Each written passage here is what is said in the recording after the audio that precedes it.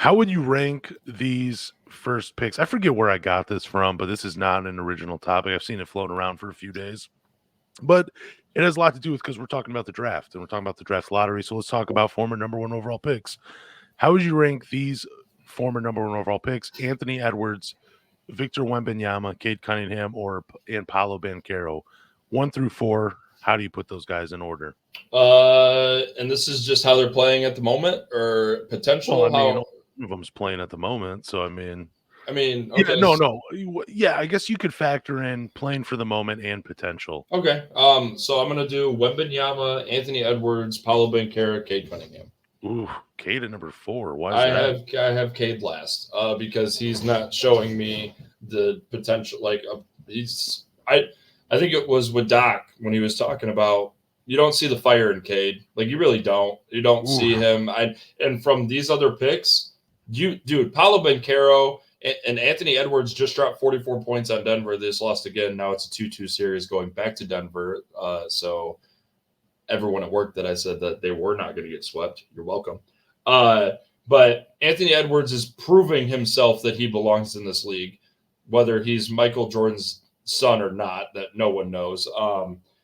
Wembanyama, Wembanyama won Rookie of the Year and was arguably a top 3 spot for Defensive Player of the Year. And then Paulo Banchero, I'd say the Magic are definitely an above average team, but he was averaging in the playoffs. I think he was averaging over 30 points a game. So just with what they're doing right now, and then I put Cade at last because 28 game losing streak. I don't see the potential as much as I want to right now out of Cade. And with those other guys, I mean, they're carrying franchises at the moment. Victor Wembanyama was second in Defensive Player of the Year voting as well. I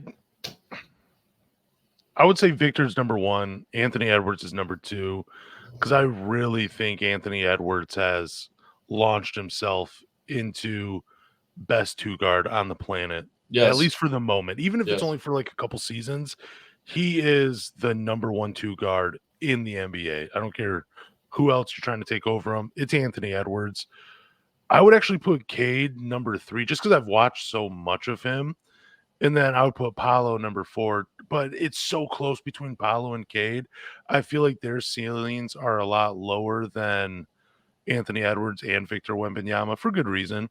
So those guys are 3 and 4 for me, and they're interchangeable. But there's also that Detroit Pistons bias for me picking Cade at number 3 because I feel like if you put Cade on the Orlando Magic and in place of Paolo, they still have the same success. Like if the rosters are the exact same, I think Cade he's going to be named an all-star just like Paolo was. He's going to be the face of that franchise just like Paolo is. They're going to make the playoffs just like they did. And I feel like if Paolo was on the Detroit Pistons, you're still probably a 14, maybe a 16 win team. Because I feel like their talent alone can't carry that team because the roster is just so bad. So that's why those two are interchangeable for me. No, I mean that makes sense. You can always. It's I preach it. I'll preach it to the day I die. Some of these guys, I mean, they're all good enough to play in the league. They all obviously played well in college or G League or wherever they came from, different country. Doesn't matter. If they're in the NBA draft, they're good enough to play in the league. And how their ceilings are like met faster is the situation they get drafted into. Cade was drafted into a really shitty situation, and he's still in it. Paulo had a team that was on the up and coming. Their roster is very deep and it is very good. We both have Wembanyama at number 1 because just look at him, like he's a monster. Like I think I might throw in a little parlay for next year for NBA awards, and I'll give Wembanyama Defensive Player of the Year because I think Rudy Gobert is a little overrated.